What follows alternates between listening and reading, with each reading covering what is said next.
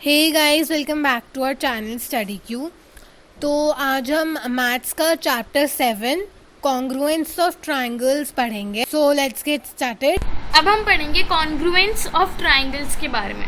अब जैसे कभी हम पोस्ट ऑफिस जाके कोई लेटर पोस्ट करते हैं या मॉल जाके शॉपिंग करते हैं तो वो हमारे बिल पे या हमारे लेटर पे एक स्टैम्प पेस्ट कर देता है जो हमारा वेंडर होता है। अब अगर वो स्टैम्प सेम डिनोमिनेशन की है और सेम इंक की है यानी सेम कलर की है तो वो एकदम आइडेंटिकल होती है। यानी कोई चीज़ आइडेंटिकल तब होती है जब वो एकदम एग्जैक्टली वैसी हो जैसी दूसरी चीज़ है। जैसे कि सेम शेप हो, सेम साइज़ हो। तो इन जो भी ऑब्जेक्ट्स जो आइडेंटिकल होते हैं एग्जैक्टली एक दूसरे के जैसे होते हैं, same shape, same size, same breadth, same length, same thickness, same colour, same view, वो कॉन्ग्रुएंट होते हैं। अब टू स्टैम्प्स कॉन्ग्रुएंट होती हैं, shaving blades of the same company congruent होते हैं, जो लेटर पैड होता है उसके जो पेजेस होते हैं वो कॉन्ग्रुएंट होते हैं। अब हम अगर बिस्किट्स खरीदते हैं तो उनके जो अगर वो सेम पैकेट से निकले हैं तो वो कॉन्ग्रुएंट होते हैं। अगर टॉयज़ है जो same mould, same colour, same fur सबसे बना है तो वो भी कॉन्ग्रुएंट होता है। अब हमने ये तो पढ़ लिया कि टू ऑब्जेक्ट्स कॉन्ग्रुएंट कैसे होते हैं, लेकिन जो रिलेशनशिप होता है टू कॉन्ग्रुएंट ऑब्जेक्ट्स के बीच में उसे हम कॉन्ग्रुएंस कहते हैं। अभी फ़िलहाल हम प्लेन फिगर्स के बारे में पढ़ेंगे, लेकिन जो 3 डायमेंशनल शेप्स होती हैं उनमें भी कॉन्ग्रुएंस होता है। अब आपको ये 2 फिगर्स दिख रहे होंगे, फिगर 1 एंड फिगर 2। इनकी ये कर्व एंड ये लाइन, ये वर्टेक्स सब कुछ सेम लग रहा है देखने से, लेकिन कंफर्म करने के लिए हम एक एक्टिविटी करेंगे। मैं समझा देती हूँ, आप अपने घर पे कर लीजिएगा। तो हम सुपरपोजिशन मेथड यूज़ करेंगे इस एक्टिविटी को करने के लिए। तो सबसे पहले आपको trace paper, butter paper, tracing paper type की चीज़ ले आइए एंड इस एक फिगर को यानी फिगर 1 को उस पर ट्रेस कर लीजिए। अब आप चेक करिए कि जो फिगर 1 है और फिगर 2 है, अगर हम उन दोनों को एक साथ रखें तो क्या वो कॉन्ग्रुएंट होगा या क्या वो एक दूसरे को कवर करेगा। मतलब they should completely cover each other, थोड़ा सा भी एरिया नहीं बचना चाहिए। लेकिन हम ना बेंड कर सकते हैं, ना ट्विस्ट कर सकते हैं, ना स्ट्रेच कर सकते हैं। यानी एग्जैक्टली फिगर 1 फिगर 2 को कवर करना चाहिए। अगर कवर करता है तो ये कॉन्ग्रुएंट है, अगर नहीं करता तो नहीं है। तो मैंने ये एक्टिविटी करके देखी है, इसलिए मुझे पता है कि ये कॉन्ग्रुएंट है।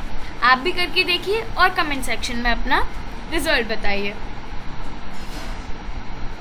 तो अब हमें ये पता चल गया कि figure 1 is congruent to figure 2। तो हम इसे इस तरीके से लिखते हैं। ये लिखने का तरीका है, फिगर 1 इज़ इक्वल टू और उसके ऊपर sign is congruent to figure 2। अब हम पढ़ेंगे कि ये कैसे आइडेंटिफाई किया जा सकता है कि 2 लाइन सेगमेंट्स के बीच में कॉन्ग्रुएंस है, यानी वो कॉन्ग्रुएंट है, यानी वो सेम है। तो अब आपको ये 2 पेयर ऑफ लाइन सेगमेंट्स दिख रहे हैं। ये पेयर 1 में ये AB और CD। तो क्या आपको लगता है कि ये आइडेंटिकल हैं? तो फिर से आप एक ट्रेस कॉपी लीजिए, CD या फिर AB को ट्रेस कीजिए और फिर चेक कीजिए कि AB और CD एक दूसरे को ओवरलैप करते हैं या नहीं। Remember, twist, bend and stretch नहीं कर सकते। एग्जैक्टली अगर ओवरलैप कर रहे हैं, कवर कर रहे हैं, यानी वो कॉन्ग्रुएंट हैं। तो इस केस में येस दे आर कॉन्ग्रुएंट। तो हमने ये देखा कि ये कॉन्ग्रुएंट है, इसलिए हम इसे ऐसे लिखते हैं, AB is congruent to CD।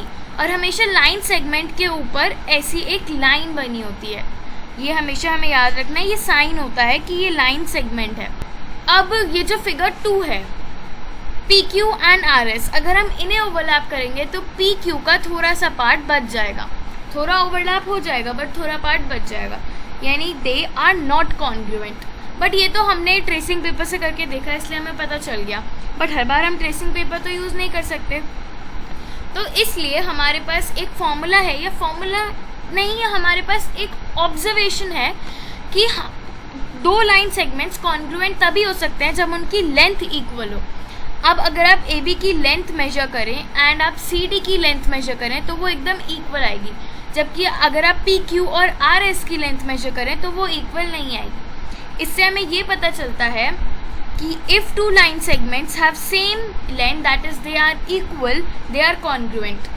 Also if two line segments are congruent they have to have same length, यानी अगर दो लाइन सेगमेंट्स सेम लेंथ के हैं जैसे कि A B and C D तो वो कॉन्ग्रुएंट हैं, और अगर टू लाइन सेगमेंट्स कॉन्ग्रुएंट हैं तो वो सेम लेंथ के हैं, यानी वाइस वर्सा। तो अगर हमें पता चला कि ए बी और सी डी कॉन्ग्रुएंट है तो हम इसे ऐसे लिखेंगे A B is congruent to C D, but हम इसे ऐसे भी लिख सकते हैं कि A B is equal to C D, क्योंकि मतलब दोनों का सेम है, दे हैव इक्वल लेंथ। अब हम पढ़ेंगे कॉन्ग्रुएंस ऑफ एंगल्स, यानी हमें ये कैसे पता चलेगा कि दो एंगल्स कॉन्ग्रुएंट हैं।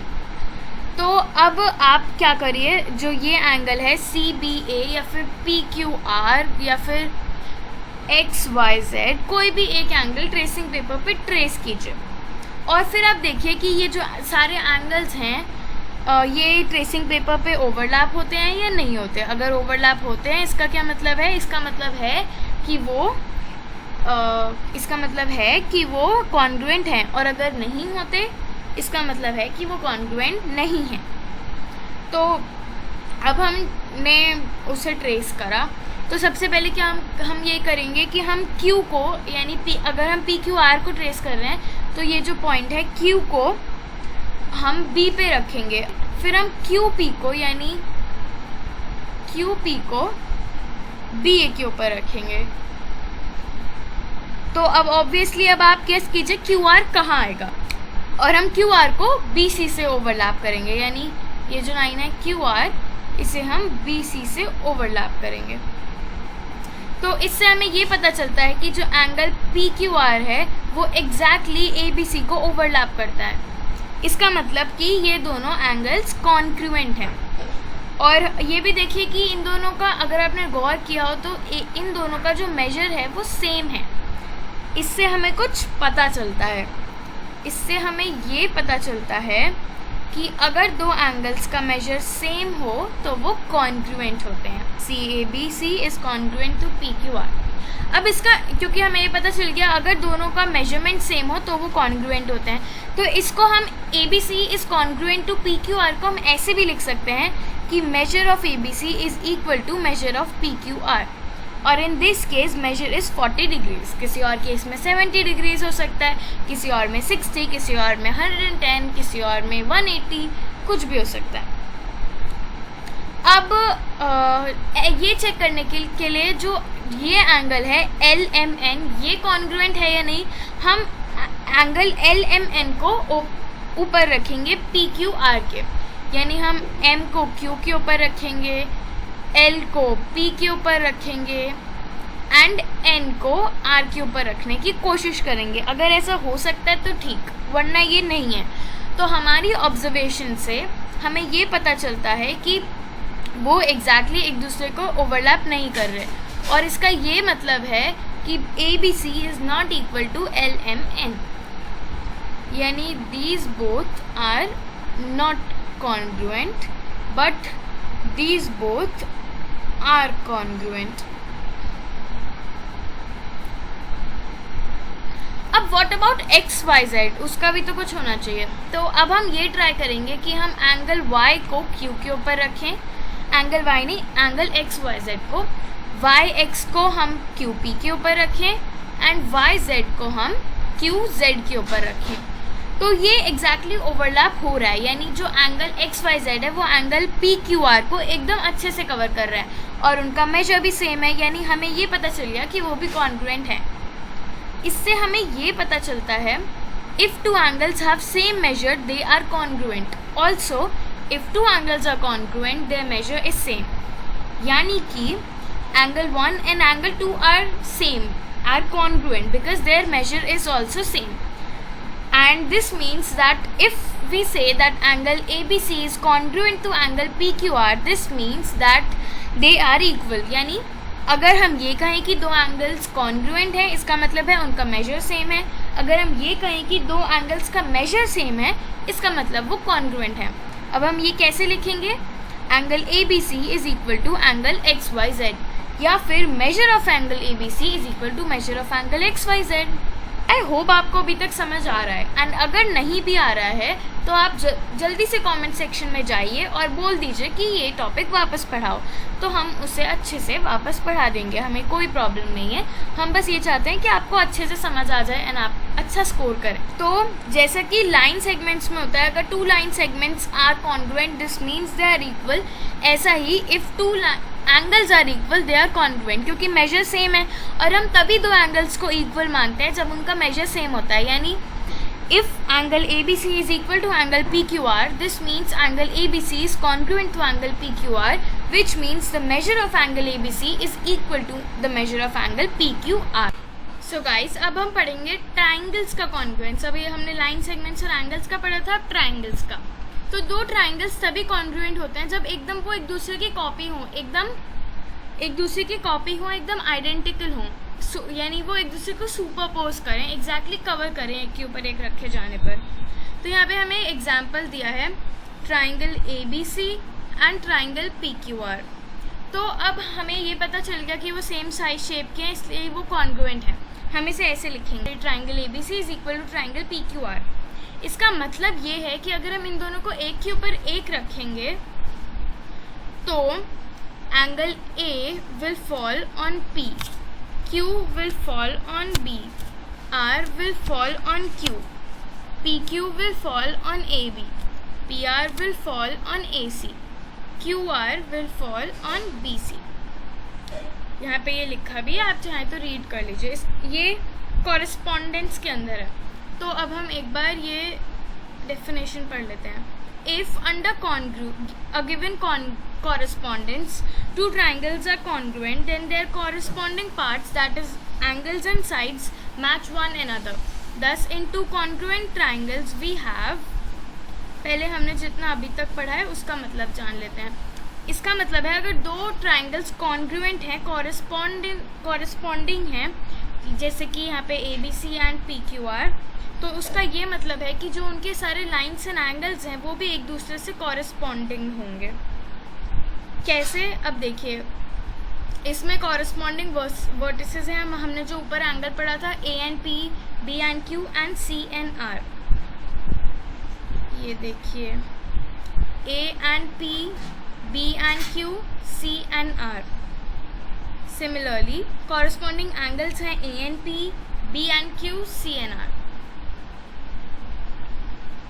Angle A, angle P, angle B, angle Q, angle C, angle R। And lines हैं, यानी लाइन सेगमेंट्स हैं, line segment AB, line segment PQ, then line segment AC, line segment PR, then line segment BC and line segment QR। यानी कि if under a given correspondence, अगर 2 triangles corresponding हैं और यानी वो कॉन्ग्रुएंट हैं, तो उनके जो कॉरेस्पॉन्डिंग पार्ट्स होंगे वो भी एक दूसरे के इक्वल होंगे और कॉरेस्पॉन्डिंग होंगे। If you place PQR and ABC such that P falls on B, then should the other vertices also correspond suitably? It needs to happen.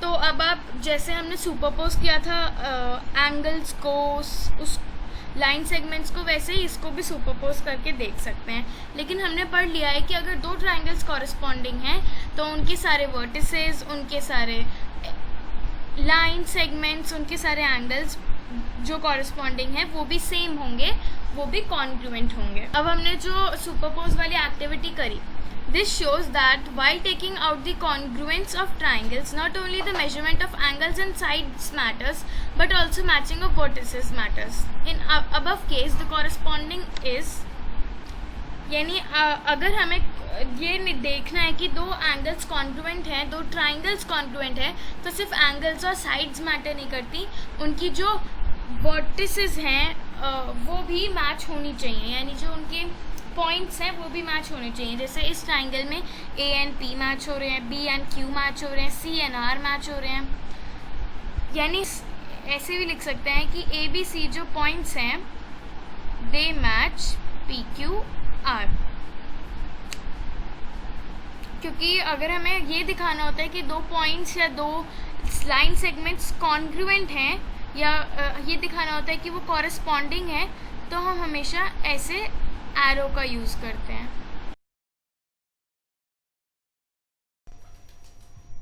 अभी हमने ये पढ़ा कि अगर दो ट्राइंगल्स कॉन्ग्रुएंट है और यहाँ पे A B C and P Q R, तो उनके सारे line segments, vertices and angles एक दूसरे के कॉरेस्पॉन्डिंग होंगे। यानी अगर ट्राइंगल ए बी सी और पी क्यू आर कॉन्ग्रुएंट हैं तो point A B C and point R Q P एक दूसरे के कॉरेस्पॉन्डिंग होंगे। यानी point P is corresponding to point C, point Q is corresponding to point B and point R is corresponding to point A. अब line segment PQ, ये है line segment PQ, ये किसके कॉरेस्पॉन्डिंग है? अब पॉइंट P पॉइंट C के corresponding है and point Q point B के कॉरेस्पॉन्डिंग है। यानी line segment PQ is corresponding to line segment CB. So line segment PQ is corresponding to line segment CB. अब second है angle Q, यानी ये angle Q, ये किसके कॉरेस्पॉन्डिंग है? तो अब point Q is corresponding to point B, so angle Q is corresponding to angle B. यानी यहाँ पे आएगा एंगल का साइन एंड B. अब नेक्स्ट है line segment RP, line segment RP, ये वाला line segment. So now point R is corresponding to A and P is corresponding to C. So line segment RP is corresponding to line segment AC. ये देखिए PQ is corresponding to CB, यही हमने भी लिखा था. Then Q is corresponding to B, यही हमने भी लिखा था. RP is corresponding to AC, और यही हमने भी लिखा था. ये देखिए, यानी our answer is right.